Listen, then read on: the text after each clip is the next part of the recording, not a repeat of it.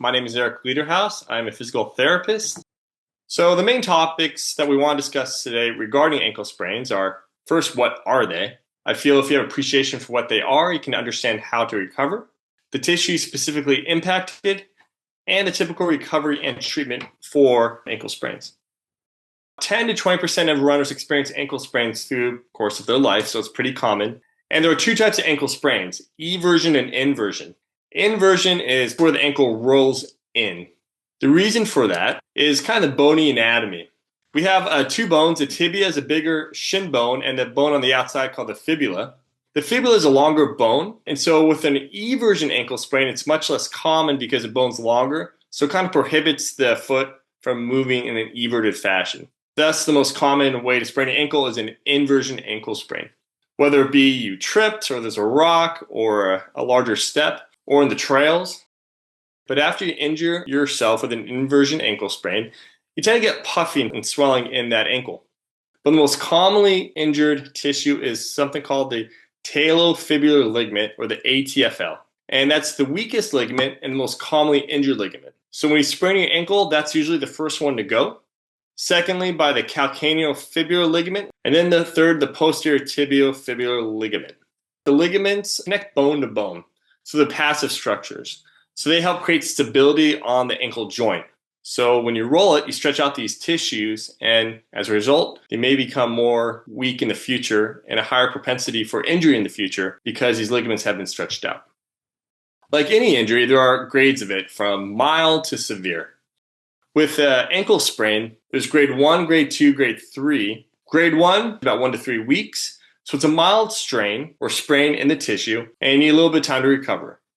Grade 2 is about 4 to 6 weeks of recovery time, and grade 3 is 6 to 12 weeks, if not more, of recovery time.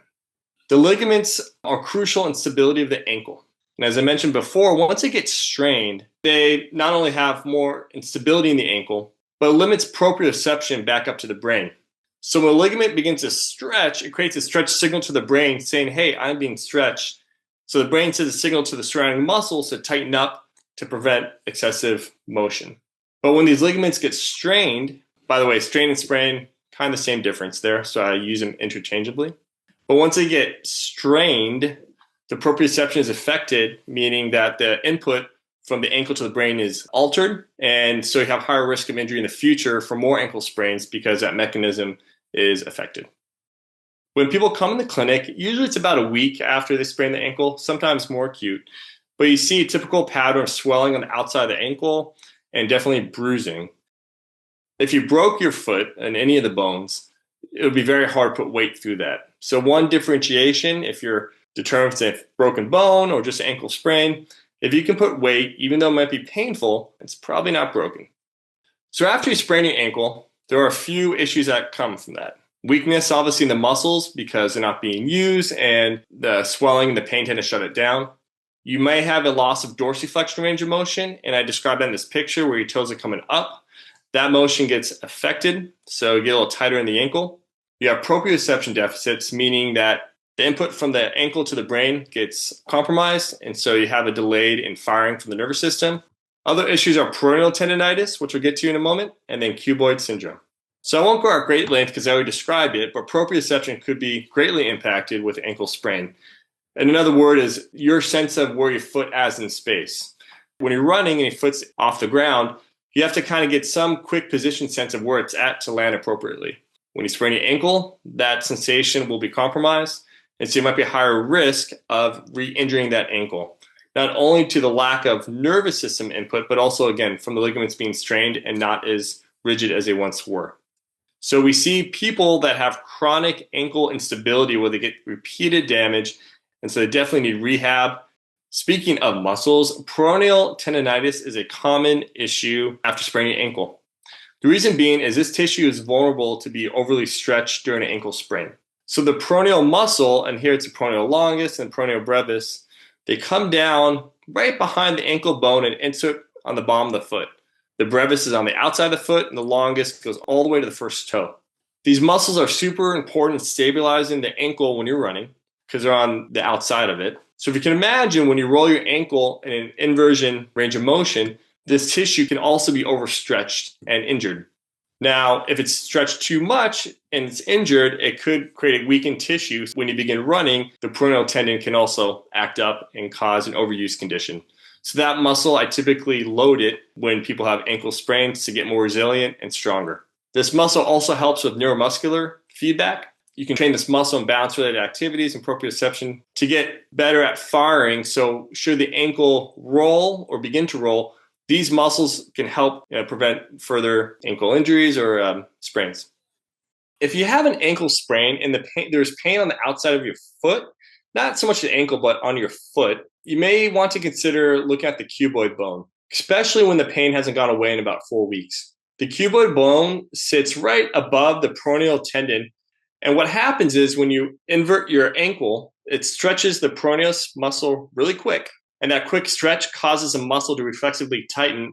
And that could cause a pulling sensation on the cuboid bone on the outside of the foot. This could kind of shift the bone a little bit and cause it to sit in that joint a little bit in an awkward manner. So it doesn't displace as well or doesn't move as well. So when I feel cuboid syndrome, I usually have them lie on their stomach and I feel that bone and it's very tender to touch. The other side moves really well. This side does not move well at all. When you have this nebulous pain on the outside of the foot that doesn't get better, check the cuboid if you have pain for greater than 4 weeks. So those are common issues related to ankle sprains. It's fairly straightforward how to treat it. There are some outlying factors, again, like cuboid syndrome, that could be an issue. But for the most part, it comes in a few steps. Step 1 is simply get the pain and swelling down. You want to get that down because that will restrict your motion as well as your muscle's ability to fire appropriately. The second is progressive reloading and mobility. And then the last step is strengthening and agility, plyometrics, and neuromuscular rehab. So the common one, and again, usually within the first week, it also depends on how bad the ankle sprain is, how long you do this for. But for the most part, usually about a week, is help support the ankle through some ankle pumps to get the fluid out throughout the day, as well as icing it. There is some debate with heating it as well or not icing it. I like icing it. It just makes sense to me. It feels good. It reduces some swelling. Some people might need a wrap to help with the swelling too. So you can get that over the counter for ACE bandages. And again, depending how bad the pain is, I might even start implementing some strengthening exercises like double leg heel raises to get the muscles going. Biking tends to be pretty good here too, especially stationary biking. Not a lot of load on the foot. It gets some range of motion going. And I think that's very healthy to do.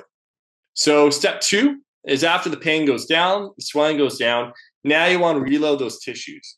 If you had no issues related to the ankle sprain, like peroneal tendon is great, no cuboid syndrome, again, it's pretty straightforward. One is I do a balancing or proprioception type work. So any single leg balance activities, first I begin with, hey, just stand on your foot. How is that? Good. Now I'll make it harder. We're challenging that neuromuscular system.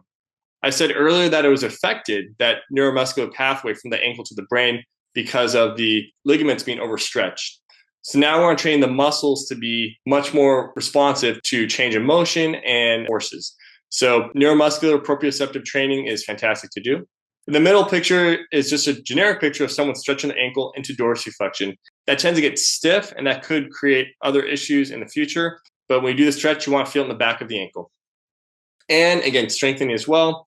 This is heel raises, a very standard strengthening protocol. Double heel raise, and then you go to single heel raise. You can do it on a step and get progressively harder with that. Then we lead to hops as well. I didn't show on here, but there are specific exercises for peroneal training as well called windshield wipers. We put a band around the foot and you do something that looks like a windshield wiper. But that's also very important in training the peroneal tendon and stability. So as the pain's getting pretty much non-existent, the range of motion is restored, and you're feeling pretty strong, then we get into more sport-specific activities, whether it be jumping, jump roping, running, plyometric work. And again, depending on how bad the strain was, depends on when you can start to do this. So if it's simply a grade 1, I might do this within 4 to 6 weeks. Grade 2 a little longer, and grade 3 a little longer than that. So it just depends on the person's pain, as well as even their fear. Some people have high fear when going back to plyometrics, so you have to kind of ease them into it a little bit more.